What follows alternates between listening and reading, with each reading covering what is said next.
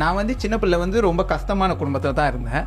அதனால் வந்து நான் கொஞ்சம் வேலை செஞ்சு எனக்கும் கொஞ்சம் காசு இருக்கும்போது நம்ம மற்ற குடும்பத்துக்குலாம் நம்ம வந்து போய் உதவி செய்யும் போது அவங்க வந்து ரொம்ப சந்தோஷப்பட்டாங்க. அவங்க ரொம்ப நன்றி சொன்னாங்க, சந்தோஷப்பட்டாங்க. ஸோ அதனால வந்து நம்ம இன்னும் செய்யணும், நம்ம சுற்றி இருக்கவங்க இன்னும் நம்ம உதவி செய்யணும், கஷ்டத்தில் இருக்கவங்க uதவி செய்யணும்னு நான் வந்து இதை வந்து இப்போ வரைக்கும் செஞ்சேன். Kita kena bezakan yang mana satu agama, yang mana satu budaya. Okey. Kalau dia nak pakai yang neti cuti kita panggil lah, dekat atas ni, dekat kepala tu, itu tak ada masalah. Itu budaya. Tapi kalau dia pakai nanda ni, kita punya porter. Walaupun jujur, kalau saya boleh putarkan masa, saya tak nak semua ni berlaku kan. Yalah, siapa pun nak. Siapa pun nak. Tapi benda ni kita kena terima hakikat, kita kena redha dan ianya kita kena percaya dan terima bahawa ini semua adalah kuasa Tuhan. Sebab tak ada benda yang ditentukan, semua memang dah tetap dah. Tak ada benda secara kebetulan, tak ada. Semua dah memang ditentukan. Kalau pada waktu ini akan berlaku. Jadi kita terpaksa redha dan terimalah. Dan ramai juga yang tanya, betul ke kan? Macam mana awak boleh teruskan kehidupan sampai sekarang kan? Dalam keadaan macam ni. Bagi saya, kalau saya rasa apa yang berlaku pada diri saya tu besar, ada orang lain yang masalah dia lebih besar. Assalamualaikum, selamat menonton dan selamat mendengarkan kami dalam Mimat Podcast yang dikuasakan oleh Hiasan Mawadah dan Langkah Studio. Ni apa hal tak semangat ni? Alhamdulillah, semangat lain macam ni kan. Tapi Alhamdulillah, apapun, terima kasih kepada anda kerana terus mengikuti kami. Untuk episod kali ini, kita bawakan tetamu kita yang cukup istimewa. Hitam manis, hitam manis. Pandang tak jemu, pandang tak jemu. Sama-sama kita Cikgu Baram. Assalamualaikum. Assalamualaikum. Cikgu Baram. Sihat walafiat. Piu ramai, piu Ami apa khabar? Baik. Alhamdulillah baik. Makin gemuk okey. Kita straight to the point. Saya tengok Facebook Cikgu Baram ni. Saya tengok dia punya reach dia pun bagus, engagement dia pun bagus, komen-komen daripada peminat ataupun pengikut setia kepada setiap posting Cikgu Param. Jadi katanya ada cerita yang best yang Rahmat nak tanyakan kepada Cikgu Param untuk kita semua dapat manfaatkan. Ui, serius betul buat hari ni. Lapar ke? Saya dah lapar ni. Betul. Okay. Saya perasan di kod Ming. Ini kod saya lah. Ini kod. Saya rasa lah ramai sangat follower ni sebab Cikgu Param tu kahwin. Kena kahwin. Jangan bocor rahsia, jangan bocor. Tengah mencari. Belum kahwin, patut lah. Saham saya tinggi. Jadi saya rasa kakak yang komen, akak-akak ataupun adik-adik yang komen tu ada dia ada perasaan lah tu untuk Cikgu Baram. Ini Cikgu Baram sebenarnya perempuan macam mana Cikgu Baram cari ni? Itulah bila cerita bab zaujah hati ni kan. Zaujah hati ni, saya memang mencari zaujah hati yang sopan santun, gadis Melayu terakhir. Ya orang kata bila kita sekali pandang tu terus terpaut di hati lah. Boleh Ayu. Sopan santun anak Melayu. Sampai apa? Cikgu Param tak nak yang apa ni, boleh curi yang boleh kita sebab kita memang daripada kecil kan, kita bila lihat je garis Melayu tu terus rasa sejuk je hati. Betul Alhamdulillah. Tapi banyak orang masuk Islam sebab nak kahwin. Tapi dia masuk Islam belum kahwin lagi. Masuk Islam dulu baru kahwin. Tentu dia punya maksud yang lebih mendalam lagi perlu untuk kita fahami. Okey, jom, apa lagi yang Rahmat nak katakan hari ni? Ya, dia biasa saya akan jumpa kaum mualaf saya kan. Saya banyaklah kaum mualaf, saya kata apa benda yang kau rasa lucu lah bila cerita dulu kalau mungkin nak masuk Islam ataupun nak masuk dalam agama ni. Betul. Dia rasa macam bila fikir balik, kenapa aku fikir macam tu dulu Ya, betul. Ada tak terfikir benda-benda lucu bila nak masuk Islam? Okey, kalau benda lucu Mat dan Amin kalau benda lucu saya rasa dulu sebelum saya memeluk agama Islam, saya rasa kalau peluk agama Islam ni kita dah tak boleh layan lagi kot cerita-cerita Tamil, cerita-cerita Bollywood. Ingat macam dia macam terus haram lah, macam tak boleh tengok tu kan. Dia ada. Kalau selain itu, yang saya rasa macam fikir-fikir balik macam rupanya salah kot tanggapan saya. Saya ingatkan kalau masuk Islam dia kena terus sunat. Hari ni syahadah, hari ni kena terus sunat. Ya. Hari ni terus kena berkatan. Saya buat pun nak potong kan. Ya. Kita pun bersyahadah diazankan masa baru lahir. Sunat pun masa umur 12 tahun. Mana 12 tahun lagi yang lepas tu nak kena sunat. Betul. Okey, sunat dengan tak tengok Bollywood Saya ingat tak boleh layan. Lain tu? Kalau selain tu saya tak ada masalah sangat. Sebabnya saya memang lahir dan membesar di kalangan masyarakat komunitinya majoriti Melayu. Oh, di mana tu? Di mana tu? Dekat Ceras Kuala Lumpur. Perumahan awam dekat Ceras Kuala Lumpur. Dia macam kiri, kanan, depan, belakang semua jenis Melayu. Saya satu je keluarga India kat tengah-tengah. Jadi selalunya bila Cikgu Param bila mula dia bukan tiba-tiba terus nak masuk Islam lah kan. Betul. Mungkin ada sebab-sebab yang tertentu yang cukup panjang, tapi kita nak sebutkan ada tak macam tanya kawan-kawan yang lain, kawan-kawan yang India jugalah. Betul. Yang macam aku nak masuk Islam ni, nanti kau nak kawan aku ke? So tak sensitif ke dengan aku? Itu sebelumnya. Saya memang sebab sejak kecil saya lebih rapat dengan kawan-kawan Melayu. Okey. Memang saya rapat dengan kawan Melayu daripada tadika, sekolah rendah, sekolah menengah kan. So kalau kata macam 90% kawan Melayu, 10% kawan India dan Cina. Oh, terbalik Dia macam tu. Sebab memang cara saya dibesarkan macam tu. Sebab kalau contoh kalau boleh kongsikan, saya pagi bila tidur je kat rumah saya kan, bila bangun pagi tu sarapan mungkin dekat rumah Pakcik Halim, makan tengah hari dekat rumah Cik Kia, makan malam dekat rumah Pakcik Samad. Saya memang besar dalam keadaan macam tu dan keluarga saya pun dah faham. Keluarga semua memang macam tu ke? Maknanya adik-beradik yang lain pun memang suka berkomuniti dengan orang Melayu. Ya, betul. Okey. Sebab dulu kan macam rumah kan macam tak ada Astro kan. Jadi bila nak tengok Akademi Fantasia ke, nak tengok Astro ke, mana-mana saluran ke, kita akan pergilah kat rumah jiran-jiran Melayu. Betul. Kita akan tumpah rumah dia, kita akan tengok layan sama-sama, menangis sama-sama. Kita rasa macam satu keluarga. Kira-kiranya Min, siapa yang dulu pernah tumpangkan Cikgu Param ni untuk tengok Astro dapat pahala sebab dah masuk Islam sebab Astro tu. Alhamdulillah, amin. Memang besar pahala dia. Besar pahala dia. Siapa kata tengok Akademi Fantasia dapat Islam? Kan? Kat 5 tak tengok Akademi Fantasia kan? Macam tu kan? Jadi macam Cikgu Param penjawat awam, orang guru, bertugas di mana? Okey, saya sebenarnya nama Cikgu Param ni asalnya dapat sebab saya dulu tahun 2008 saya mengajar guru kontrak dekat SMK Seri Bintang Utara dekat Kuala Lumpur. Jadi pada masa yang sama saya mohon jawatan kerja tetap. Jadi saya dapat kerja tetap di bawah Kementerian Komunikasi Digital, Jabatan Penerangan Malaysia. Lepas tu disebabkan minat saya untuk mengajar, saya sambung mengajar, buat tuition percuma untuk anak-anak asnaf, gelandangan. Perumahan awam secara percuma saya buat. Jadi sebelum masuk Islam, cikgu tu melekat. Sebelum masuk Islam? Ya, betul. Okey, sebelum masuk Islam 2008 tu. Maksud sebelum masuk Islam lagi, Cikgu Param dah bergiat aktif dengan program-program kebajikan dan kemasyarakatan. Betul. Yang menyebabkan trigger rasa nak buat benda tu sebab apa? Sebabnya macam ni. Sebab walaupun saya keluarga yang berpendapatan rendah, ayah aku kerja tukar sapu sampah dekat sekolah je, tapi ayah selalu bawa saya bersama-sama dengan dia untuk edarkan makanan dekat jiran-jiran. Lepas tu bagi-bagi bantuan pakaian sekolah, kasut sekolah. Ayah pun macam tu juga? Ya, walaupun sebab saya memang ikut ayah daripada kecil. Jadi benda tu bila saya dah bekerja, saya rasa macam apa salahnya kita sambung. Kita pun dah ada pendapatan kan. Jadi saya sambunglah buat kerja-kerja amal kebajikan. Jadi bila mula-mula saya buat tu, saya nampak satu benda, iaitu senyuman. Bila saya nampak senyuman di wajah penerima-penerima, saya rasa macam semangat dan saya teruskanlah sampai sekarang. Menarik. Sini ini yang dimaksudkan bahawa golden rule, Min. Golden rule maksudnya tak kisahlah kau agama apa, warna kulit macam mana pun, kaum apa pun, kalau kita pegang golden rule ni, kita boleh membentuk masyarakat lebih. Apa golden rule tu? Adalah bapa yang baik akan melahirkan anak yang baik. Betul. So tak kisahlah macam mana pun agama kita, ini adalah prinsip asas untuk membaiki masyarakat. Dia perlu membaiki daripada segi rumah kita ataupun membaiki daripada kecil lagi. So tengok Cikgu Param pada kecil dia ajar oleh ayahnya, masya-Allah tabarakallah, sampai sekarang. Alhamdulillah. Amin. Okey, Cikgu Param, saya nak tanya satu soalan, tapi saya nak Cikgu Param jawab dalam bahasa Tamil boleh? Boleh, sebab kita tak ada masalah. Kita nak diversekan penonton kita ni kepada ini peluang sebab kita nak tarik audien kita daripada orang yang Tamil ataupun non-Muslim.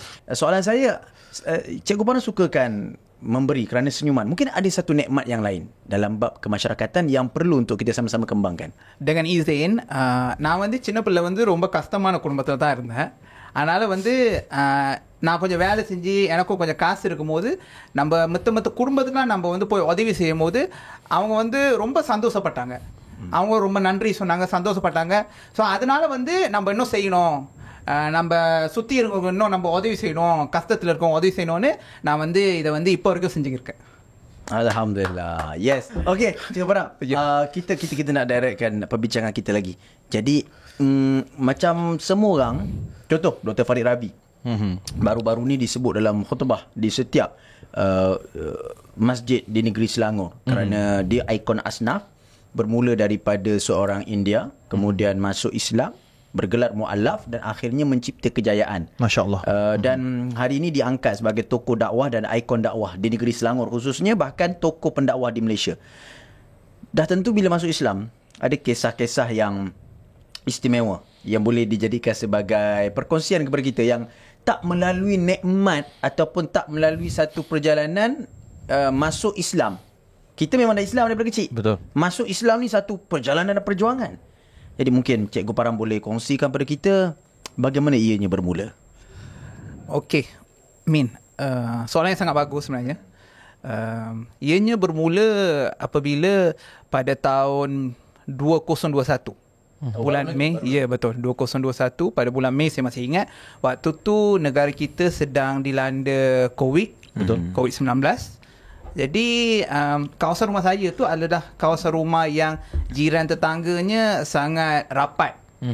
Dan sangat ukuah lah dari segi ukuah silaturahim tu. Baik. Jadi dia perumahan awang kos rendah. Jadi rumah pun rapat-rapat juga, seperti mana hubungan tu, rumah pun rapat-rapat juga, rumah kos rendah. Baik. Jadi saya ni pada waktu tu saya berniat untuk membantu jiran-jiran saya yang warga emas, yang asnaf, terkesan waktu betul, ibu tunggal dan sebagainya lah. Jadi apa saya buat? Saya buat satu projek, nama dia Projek Sedekah Makanan, PSM. Baik. Okey. Projek sedekah makanan tu sebelum tu lagi saya pernah dah mulakan. Sebelum tu lagi saya buat dalam setiap bulan, saya buat pada hujung minggu lah, sama ada Sabtu atau Ahad, saya akan hantar makanan dari rumah ke rumah. Tapi setiap minggu tu berbeza-beza lah saya punya fokus. Okey, minggu ni fokus saya mungkin kepada pengawal keselamatan. Minggu seterusnya kepada kanak-kanak. Minggu seterusnya kepada ibu tunggal. Minggu seterusnya kepada warga emas. Saya buat macam tu lah. Mula saya buat benda tu adalah dengan hanya 3 bungkus nasi lemak. Saya beli 3 bungkus nasi lemak dan saya edarkan kepada tukang sapu sampah di kawasan rumah saya. Dan saya rasa benda tu bila mereka ucap terima kasih dan nampak senyuman dan kegembiraan dan sebagainya, saya rasa saya nak teruskan. Jadi saya kongsi kat media sosial dan Alhamdulillah ada sahabat-sahabat lain yang turut sama serta. Bila diorang turut serta, daripada 3 bungkus nasi lemak tu, saya dapat edarkan sehingga 100 hingga 300 bungkus nasi lemak. Ramai. Daripada 3 jadi kepada 300. Alhamdulillah. Semua tu adalah orang kata ihsan dan juga rahmat daripada Allah lah. Jadi pada waktu tu bila saya buat, pada zaman COVID pun saya buat, ada satu minggu tu bila saya tengah buat projek sedekah makanan tu, edarkan kepada jiran-jiran, ada jiran tetangga yang positif COVID. Tapi dia tak tahu. Bukan salah dia lah, dia pun tak tahu. Dia datang ke program tersebut, untuk program sedekah makanan tu, dia ambil makanan, kemudian dia positif COVID. Keesokan hari saya pula positif. Keesokan hari saya positif dan saya terus dibawa ke pusat kuarantin ke Serdang, menaiki ambulans. Bila saya sampai dekat pusat komuniti Serdang tu, dekat COVID tu, esoknya saya pengsan. Sebab oksigen saya dah turun dengan mendadak. Sangat drop. Turun mendadak. Jadi pihak pusat kuarantin Serdang bagi tahu tak boleh ditempatkan dekat sana dan kena terus dipindahkan ke Hospital Sungai Buloh. Okey, bila saya kat Hospital Sungai Buloh 10 hari kat sana, saya memang berjuang dengan oksigen lah, bergantung pada oksigen semata-mata. Masa tu intubate? Belum diintubate. Belum. Okey. Bila nak dalam 10 hari tu, sebenarnya pada hari ke-8 doktor datang bagi tahu kalau esok awak punya oksigen tak naik, awak akan diintubate. Okey, pada hari ke-8 tu. Dan pada hari ke-8 malam juga tu saya bermimpi. Saya bermimpi ada seorang warga emas, orang tua, berpakaian jubah putih, lepas tu pakai tongkat. Dia datang muncul dalam mimpi saya. Dia tak cakap apa-apa. Dia datang, dia macam senyum. Lepas tu saya tak faham sebenarnya dia gerakkan mulut dia. Jadi saya tak faham sebenarnya apa kata-kata yang keluar daripada mulut dia kan, tapi dia macam gerakkan mulut lah. Sebab tu saya tak faham apa dia cakap pun. Lepas tu dah habis. Esoknya tu bila hari ke-9 doktor datang, doktor kata saya punya bacaan oksigen tu dah baik. Sedangkan hari pertama sampai hari ke-8 tu memang sepenuhnya saya bergantung pada oksigen. Bawah 90 lah tu. Ya, betul. Bukan, bawah 70. Bawah 70? Ya. Ya. Bukan 90, bawah 70. Tapi esoknya tu bila doktor datang, sebab doktor kata okeylah kita nak buat persediaan lah, memandangkan dah banyak hari dan oksigen pun tak nak naik, kita nak tidurkan lah. Jadi bila doktor bagi cadang untuk ditidurkan, so esok pagi tu doktor datang lah macam biasa semua kan, nak buat persediaan untuk pindahkan saya ke ICU, nak ditidurkan, proses semua tu. Tapi bila doktor check, doktor macam terkejut. Daripada 70 tu dia naik jadi 92.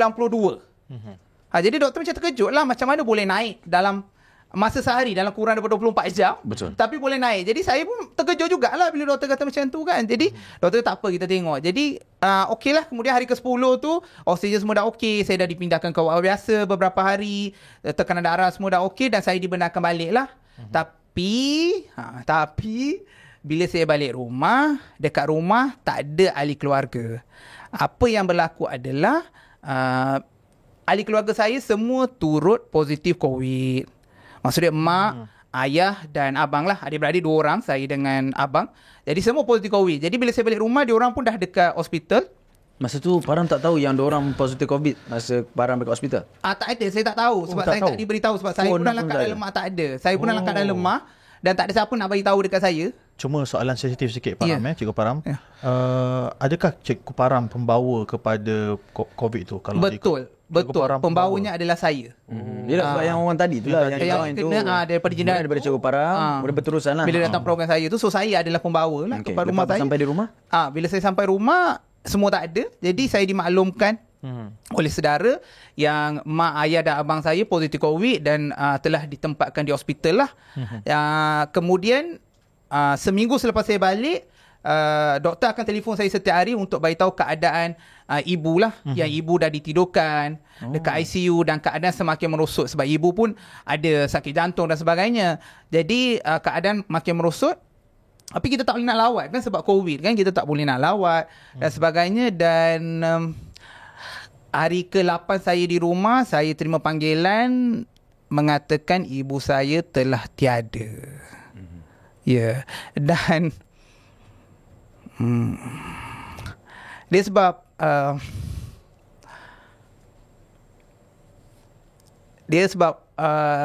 sangat terkilan sebenarnya sebab saya anak bongsu dalam keluarga dan memang yalah rapatlah dengan ibu ahli keluarga, dengan mak, ayah, abang semua sangat rapat kan. Jadi lagi-lagi dengan mak kan, biasalah anak lelaki rapat dengan mak kan. Jadi mana-mana memang mak saya akan bawa saya, apa-apa memang mak saya akan minta bantuan saya. Kalau saya bekerja pun, daripada keluar kerja sampai saya nak balik rumah, mak saya boleh kira beberapa kali akan telefon saya. Dah sampai tempat kerja ke belum? Dah sarapan ke belum? Dah makan tengah hari ke belum? Okey, kalau balik ni jam berapa? Nak masak apa? Sampai macam tu. Memang rapat kan?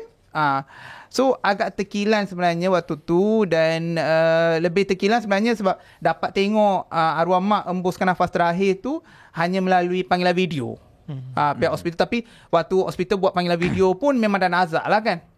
Dan sebab saya memang tak dapat nak jaga dia waktu dia sakit kan. Benda-benda tu memang menyebabkan terkilan. Dan bila urusan pembakaran, sebab masyarakat India dia akan bakar kan. So bila pembakaran pun kita tak boleh nak tengok apa, tak boleh nak tengok wajah buat kali terakhir apa semua, tak boleh. Sebab bila kita beri upah kepada pengurus keranda tu, dia memang akan balut siap-siap, paku siap-siap semua. Dia terus akan bawa tempat pembakaran tu, dia akan bakar je. Jadi memang sangat-sangat terkilan lah. Waktu tu saya rasa macam dunia dah gelap. Saya rasa hidup saya sia-sia. Saya rasa macam nak teruskan kehidupan tu memang rasa sangat berat. Ayah dengan abang? Okey. Kemudian 2 minggu selepas tu ayah juga, abang ditidurkan dan meninggal. Allah, waktu tu juga? Ya, 2 minggu lepas tu abang pula ditidurkan dan meninggal. Dan saya masih ingat mesej terakhir yang sempat abang saya hantar kepada saya sebelum dia ditidurkan adalah, adik, jangan risau, abang akan balik rumah. Nanti kita pergi bercuti dekat Pulau Langkawi seperti mana yang dirancang. Allah. Itu mesej terakhir yang saya ingat sampai sekarang. Dan itulah, saya rasa macam dia dah tipu saya lah kan. Macam dia kata dia akan balik dan bawa saya ke Pulau Langkawi sebab perancangannya waktu tu nak pergi buat ahli keluarga bersama-sama dengan mak, ayah, abang semua kan dekat Pulau Langkawi. So saya rasa macam dia dah tipu saya lah kan. Sebab kita orang sangat akrab. Sebab ahli keluarga 4 orang je kan. Jadi bila ada salah faham antara adik-beradik semua tu adalah perkara yang biasa. Bila dalam keadaan macam tu, kadang kita rasa macam adik-beradik ni dia macam, yelah, umpama air yang dicincang tidak akan putus. Jadi siapa yang masih ada adik-beradik tu, jagalah adik-beradik hubungan kan, sebab kita dah takkan dapat ulang dah apa yang telah berlaku. Kemudian 3 minggu selepas tu ayah pula ditidurkan dan meninggal. Saya sebenarnya bila berlaku kejadian tu memang tak nak bercakap dengan sesiapa. Saya rasa macam saya tak nak jumpa sesiapa. Hilang sekaligus. Betul, habis sekelip mata. Rumah yang dulunya penuh dengan riuh rendah, gelak ketawa. Bila saya balik rumah je, saya tahu wajah pertama yang saya nampak dekat pintu rumah tu adalah wajah mendiang mak saya. Tapi bila sekarang, dah tak ada semua tu. Jadi saya rasa betul-betul. Jadi sekarang ni Param tinggal di mana? Rumah yang tu masih lagi ada? Rumah tu masih lagi ada. Tu masih lagi ada. Tapi sebab sekarang saya kerja dekat Melaka, jadi kadang-kadang saya balik, so saya bersihkan rumah semua. Kemudian saya akan pastikanlah rumah tu orang kata dalam keadaan yang baik. Ada tak di kalangan ahli keluarga yang lain umpama menyalahkan Param? Sebab permulaannya Param di situ. Mungkin bagaimana Param menghadapi ni kalau ada? Yelah, pada mulanya saya nak berdamai dengan takdir tu memang makan masa. Betul. Sebab saya sendiri sebelum orang lain kata saya puncanya, saya sendiri dah rasa bersalah sangat. Kita pun dah tahu. Ya, kita pun dah tahu sebab kita adalah pembawa. Dan benda tu lebih rasa tertekan dan juga lebih terasa bila ahli keluarga lain pun akan tanya, jiran-jiran tanya, siapa yang penyebab dia? Kita punya mana urusan dekat mana-mana pun orang Wuhan kata siapa penyebab. Ya? Cakap Wuhan. Itulah. Jadi saya jujur, kalau saya boleh putarkan masa, saya tak nak semua ni berlaku kan. Yalah, siapa pun nak. Siapa pun tapi benda ni kita kena terima, kita kena redha dan ianya kita kena percaya dan terima bahawa ini semua adalah kuasa Tuhan. Sebab tak ada benda yang ditentukan. Semua memang dah tetap dah. Tak ada benda secara kebetulan, tak ada. Semua dah memang ditentukan. Kalau pada waktu ini akan berlaku.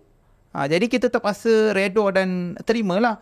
Dan ramai juga yang tanya, betul ke kan? Macam mana awak boleh teruskan kehidupan sampai sekarang kan? Dalam keadaan macam ni. Bagi saya, kalau saya rasa apa yang berlaku pada diri saya tu besar, ada orang lain yang masalah dia lebih besar.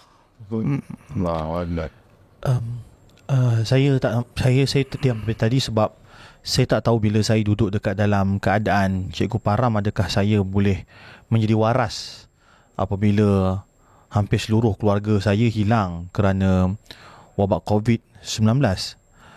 Boleh Cikgu Param yang pada waktu itu bukan seorang Islam lagi, seorang Muslim lagi, cerita kepada kita sumber kekuatan pada waktu tu apa? Barangkali ada orang memikirkan untuk bunuh diri, nak jumpa dengan keluarga dia terus di alam yang seterusnya. Ataupun barangkali ada orang jadi gila. Barangkali orang akan menjadi introvert, terpencil. Apa masa tu yang menyebabkan Cikgu Param kuat? Kekuatan Cikgu Param.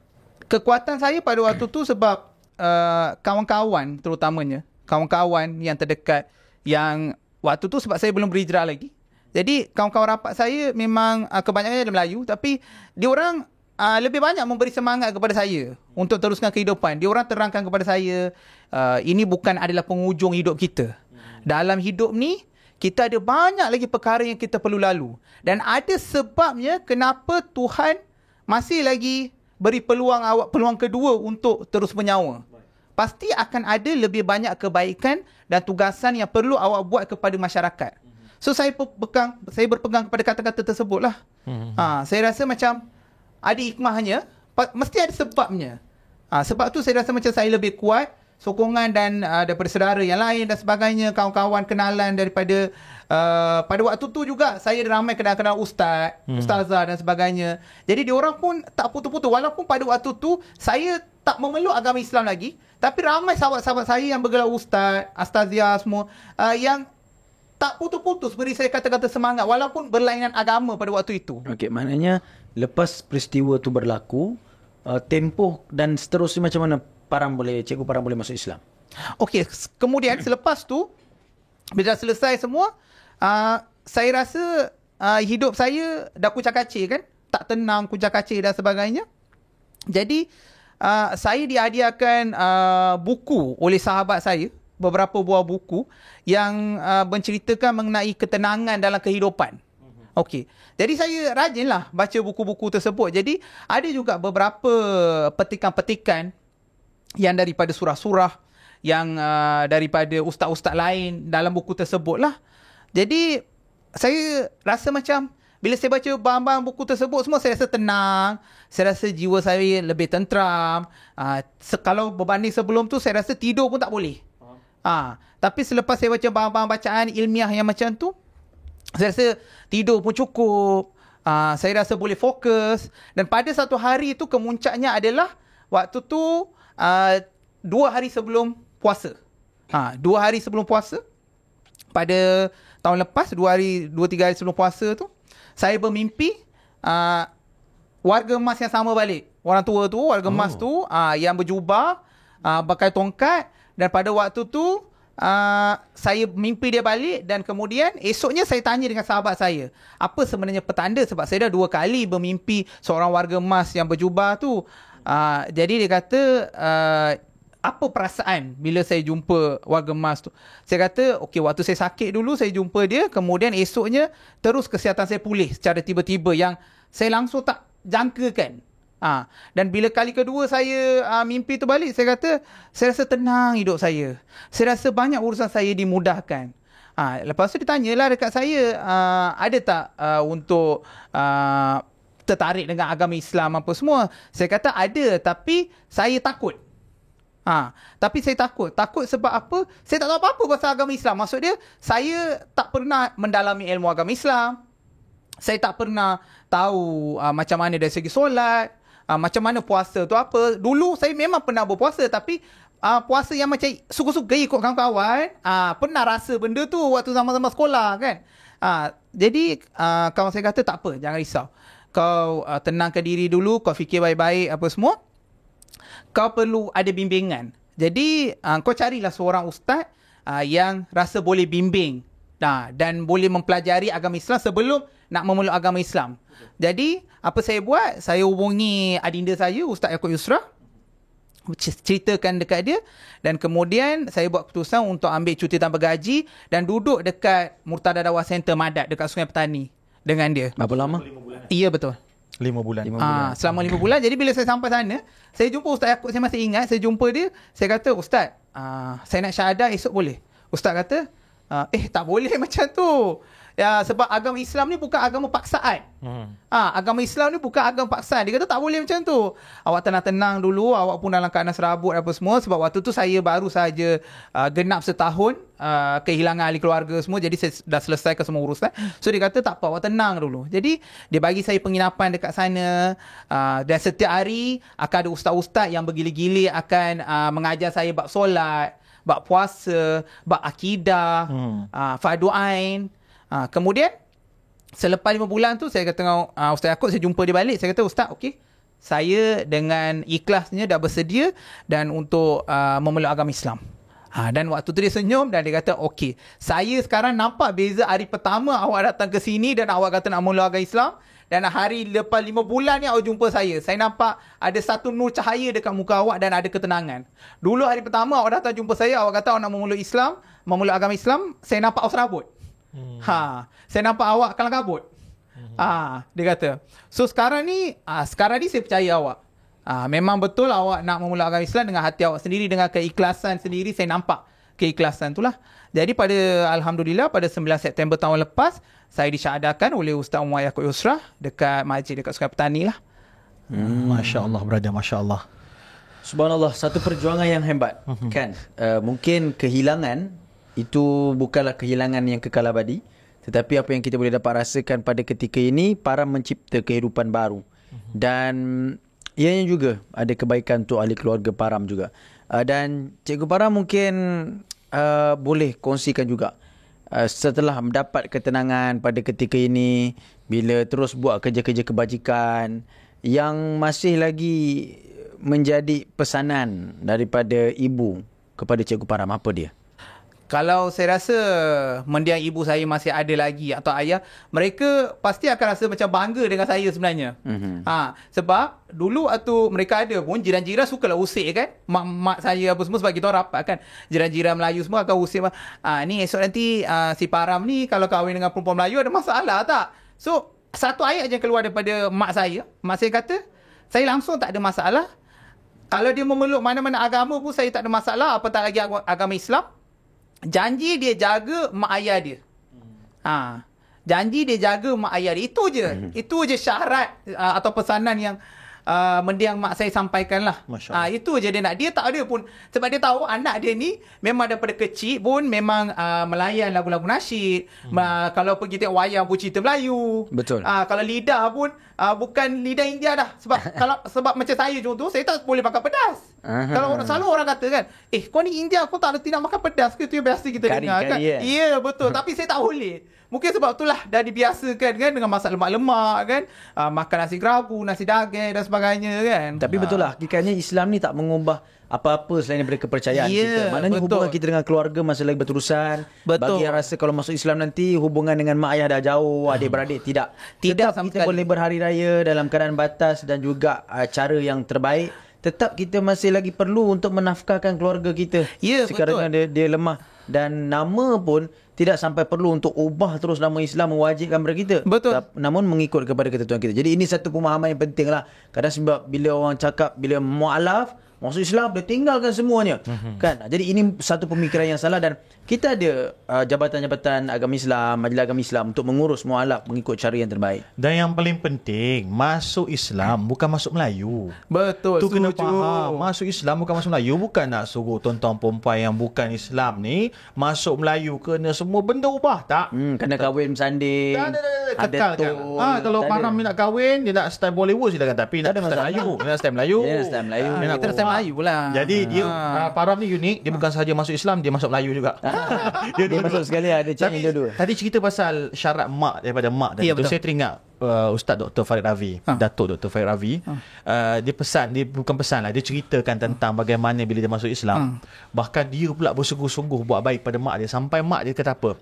Ravi, kalau macam ni lah kau jadi baik, patutnya kau lagi awal masuk Islam lah. Maksudnya kata apa? Bila kita tunjuk bahawa ini akibat ataupun sebab kita kata hasil masuk Islam, saya percaya akan menutup mulut semua orang. Betul. Saya setuju sebenarnya dengan Min dengan Mat tadi. Sebenarnya 2 bulan selepas saya berhijrah tu adalah di Bawali. Di Bawali. Di Bawali dan waktu tu saya masih di Madat lah. Masih di Madat tengah mengaji dan sebagainya. Dan di Bawali tadi yang tinggal hanyalah saudara mara yang ada. Saudara kan yang ada. Jadi walaupun saya dah berhijrah, 2 bulan waktu saya dah berhijrah, saya masih lagi kirimkan hadiah kepada mereka. Saya masih lagi kirimkan kuih muih dekat mereka. Jadi sebenarnya dalam Islam ni sebenarnya dia tak kata pun, lepas awak dah berhijrah awak kena lupakan keluarga, kena buang keluarga. Tak ada. Dia lebih menyarankan dan menggalakkan kita untuk menyantuni ahli keluarga dia. Sampai sekarang pun, contoh kalau saya balik Kuala Lumpur pun, saya akan pergi lawat saudara mara saya, sepupu, pakcik, makcik saya bagi lawat, belikan hadiah, sambut hari jadi dan sebagainya macam biasa. Sebab kita kena tunjukkan kepada mereka, sebab kita tak boleh nak salahkan mereka macam kata tadi kan. Masuk Islam je kita ingat kita kena ketepikan keluarga. Jadi kita ni sebagai mualaf patut jadi contoh. Jadi contoh kepada mereka. Mereka pun akan terbuka hati dan fikiran mereka. Mereka akan rasa macam rupanya selama ni yang kita sangkakan adalah salah. Rupanya mualaf ni dia masih lagi menyantuni keluarga sama seperti kebiasaan sebelum dia berhijrah. Betul. Berapa lama dah tempoh mualaf tempoh masuk Islam dah berapa tahun? Setahun. Dah setahun betul. Setahun 3 bulan. Cikgu Param, kita pun sebenarnya tuan-tuan puan kita nak pergi kuliah maghrib ni. Jadi tak nak kelang kabut sangat ni. Yang siapa yang tak tahu, ini adalah rakaman ni ketika dilakukan adalah malam tahun baru. So Cikgu Param hari ini ada podcast, ada kuliah maghrib, forum, ada juga baskers tahun baru. So last saya bukan last lah, 2 soalan terakhir saya. Cikgu Param, pertama, kenapa saya ada jiran India? Jiran India dululah. Salam rakyat dia. Tak sempat dah. Jumpa dah hilang. Bila saya ingat nama dia Tilip Kumar anak lelaki Ragavan. Nama saya lagi sedap lah. Teruskan. Satu soalan. Kenapa lantai ataupun dapur orang India sangat bersih? Serius, bersih Min. Okey. Okey, memang dia bersih, dia berkilat-kilat. Boleh tengok macam cermin kan. Kita boleh tengok muka kita kan. Memang betul. Okey, kenapa? Okey, sebab dia macam ni. Masyarakat India ni, dia bangun pagi kan. Benda pertama yang akan dia wajib buat, dia kena buat adalah sapu dan mop. Itu wajib hari-hari. Itu wajib. Okey, dia pagi dah buat ni. Kemudian lepas makan tengah hari semua dah makan-makan, semua tu kena buat balik. Mop lagi. Ya. Lepas tu petang lepas pukul 7 dia kena buat lagi. Itu dah habis sehari tu dah 3 kali dah. Itu kira malas. Sehari 3 kali. Yang rajin tu sebelum tidur dia buat lagi. Ya. Dia sebenarnya apa? Adat ke ataupun memang ada tak macam tak tahu ada percayaan dewa datang ke tengok macam mana? Okey, dia macam adalah kaitan dia kan. Okey, dia macam ni. Bila dia kepercayaan dia satu, dalam agama, dalam saya rasa mana-mana agama pun kita perlu menjaga kebersihan. Betul. Kita dikendaki menjaga kebersihan kan, supaya tak dapat penyakit, supaya rumah kita bersih dan sebagainya. Kedua, dia kepercayaan dia bila rumah kita bersih, kemas, cantik ni akan dapat lebih banyak rezeki. Akan dapat lebih banyak rezeki dan dimudahkan urusan kita lah. Itu kepercayaan dia. Jadi sebab itulah berakar kebersihan tu dalam rumah keluarga. Kadang-kadang kita ni orang kita ni kadang terbalik pula. Doa je nak bersih, nak halal, nak elok. Yalah benar, tapi dapur tak kira nak basuh pinggan, sampah tak reti nak buang. Mana tak jin duduk dalam. Saya dulu dibesarkan, bukan nak kata apa, abang dengan saya dulu lelaki kan. Tapi mak saya dengan ayah saya pantang kalau ada pinggan tak basuh. Kita makan kan, bagi dia, kau makan, kau kena cuci. Betul. Walaupun lelaki. Rumah orang India dia tak ada kapek tau. Dia orang simen. Kalau rumah saya tu simen hitam tu tak. Dia orang tile pun tak ada. Jadi memang rasalah bila pijak tu bersih ya. Betul. Okey, soalan kedua saya pasal bersih. Yang kedua, sebenarnya apa maksud ni Ni acah. Ni acah ni. Apa maksud ni sebenarnya? Okey. Dia tak ambil. Ya tadi. Dia seronok kan. Tapi apa? Okey, dia macam ni. Kita kena terima hakikat sebenarnya. Malaysia ni dia banyak menerima pengaruh daripada Bollywood. Acah. Sebenarnya amalan masyarakat India yang betul-betul India Malaysia ni, yang lahir kat Malaysia ni, amalan dan adat dia berbeza berbanding apa yang kita tengok dekat cerita-cerita Bollywood tu. Sebab India besar kan. India besar. Dia, macam kat sana sebab negara India dia ada selatan, timur dan sebagainya kan. Jadi itu amalan dia lah. Kalau kat sini berbeza, sangat berbeza sebenarnya. Majlis kahwin yang kita tengok kat cerita Hindustan apa semua tu, yang menari, yang berinat, berbeza, sangat berbeza dengan sini. Dekat situ kan macam ada dowry apa semua kan. Kalau majlis kahwin kan. Macam sini berbeza. Okey, yang dia buat macam tu pun buat. Macam ni tengok saya pun tak reti dah. Okey, dia buat macam tu dia macam tak tahu. Ya, sebab dia orang Tamil. Tu kata India besar. Tamil tu bahasa. Sorry. India belah mana tu? Kalau tu. India memang India pure Malaysia lah. Maksudnya yang tu daripada negara India. Maksud saya tu yang ni kan. Belah utara. Belah utara kan. Belah utara tu. Kalau yang Malaysia ni banyak belah selatan. Betul. Dia boleh anggap macam tu lah. Dia sebab kita memang lahir dekat Malaysia, jadi kita punya amalan dan adat tu dia dah bercampur. Dia apa orang kata selaras dengan kita punya masyarakat berbilang kaum kan. Jadi berbeza. Tapi So untuk kalau yang orang buat utara, macam tu okey. Apa sebenarnya maksud ni kan? Okey, dia macam Dia macam ni je mak dia tak gelap.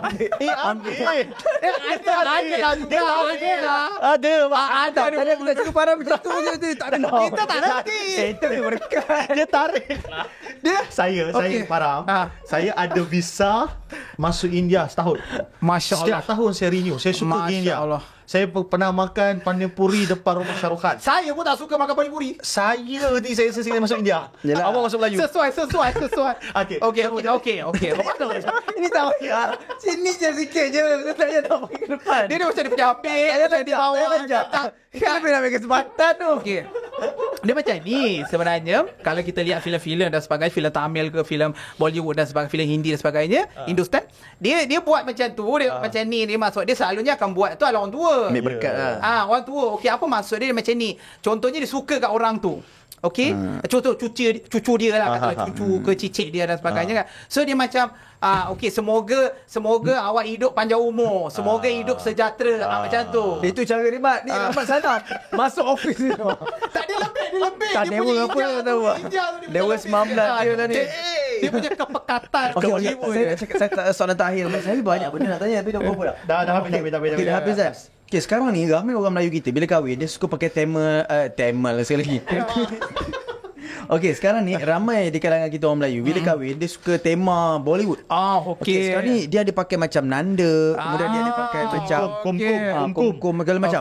Okey, sekarang ni kalau kita nak cakap, tak boleh, tu menyerupai India. Tapi dia kata itu budaya dia tak ada kaitan agama. Okey. Mungkin Cikgu Param orang India sendiri melihat benda tu dia amalkan ataupun ianya memang budaya ataupun memang ada kaitan dengan keagamaan ataupun Tuhan dan sebagainya. Okey, soalan bagus, soalan panas tapi soalan bagus saya kita nak tahu juga. Kan, yang saya pun sebenarnya kadang nak tegur kan, takut pula orang nak kecam kan. Tapi tak apa, bila Min dah tanya tu, dia sebenarnya macam ni. Macam saya kata tadi, kita negara Malaysia ni sebab kita dah layan cerita Hindustan kan manjang. Jadi kita pun terikut-ikut. Betul. Kita pun terikut-ikut kan budaya-budaya tu kan. Jadi kita kena bezakan yang mana satu agama, yang mana satu budaya. Okey.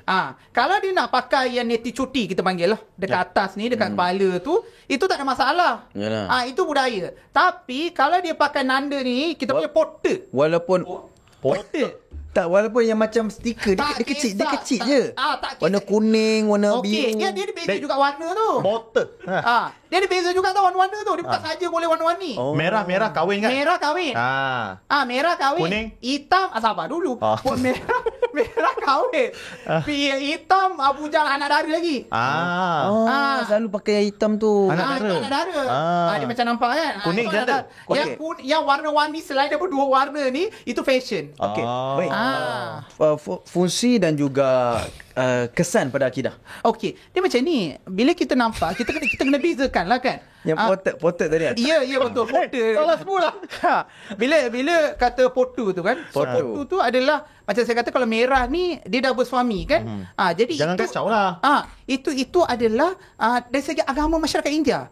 Jadi kita janganlah pergi ikut apa yang dalam agama masyarakat India yang digariskan. Kita sebagai orang Islam, kita kena bezakan lah. Kita ni tak boleh menyerupai agama lain.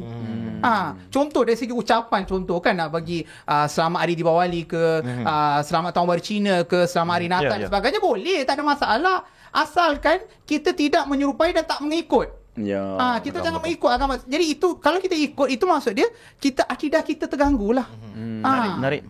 Itu kita nak tahu sebab ramai di kalangan orang perempuan, bahkan yang berhijab bertudung pun bila ada tema Bollywood kan. Betul, sekarang popular sekarang kan ada dinner Bollywood semua dia pakai, lepas tu ada subang kat sini. Kadang kita, yang itu okeylah dari segi penggayaan fashion. Tapi sampai buat nanda dan sebagainya satu benda. Itu memang tak boleh. Saya sendiri sebab apa tadi? Saya sendiri sebab mualaf India kan, jadi kita faham pasal bab agama kan. Jadi kita sendiri macam faham pasal bab agama. Ini agama. Kenapa agama lain meniru agama India? Lakum waliyadi. Kenapa dia nak kena agama Islam? Kenapa perlu tiru kepada agama Hindu?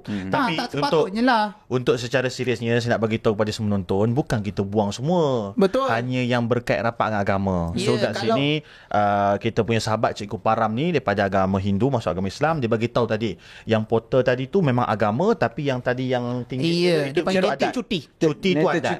So nak pakai cuti. Anting-anting kat dahi lah maksudnya. Bukan yang anting-anting kat dahi itu cuti. Neti cuti. Besok 1 hari bulan cuti. Mati aku kejap lagi kalau ni betul. Mati aku kejap lagi kena kecap dah. Okey, alhamdulillah banyak input. Kita lepas ni saya rasa kita baik untuk bincang lagi berkaitan tentang lepas ni lah.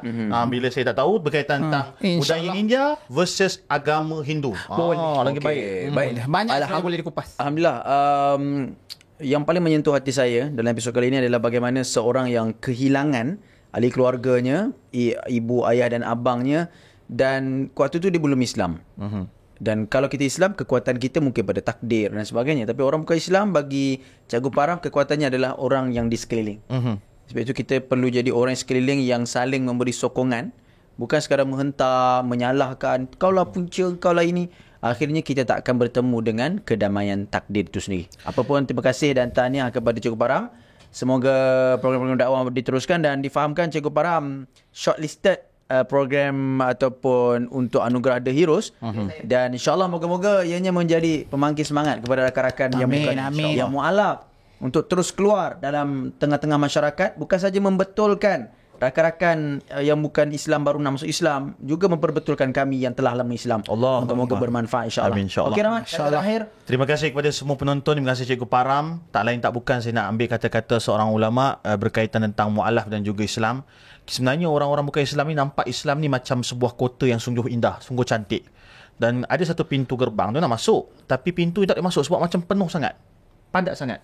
Tapi tak boleh masuk, tak masuk. Tapi nak tengok ni, dari luar nampak cantik, nak masuk dalam tak boleh masuk, tak masuk. Siapakah yang duduk dekat pintu tu? Itulah mereka orang-orang Islam yang masuk Islam secara separuh-separuh. Dia tak masuk Islam secara kafah.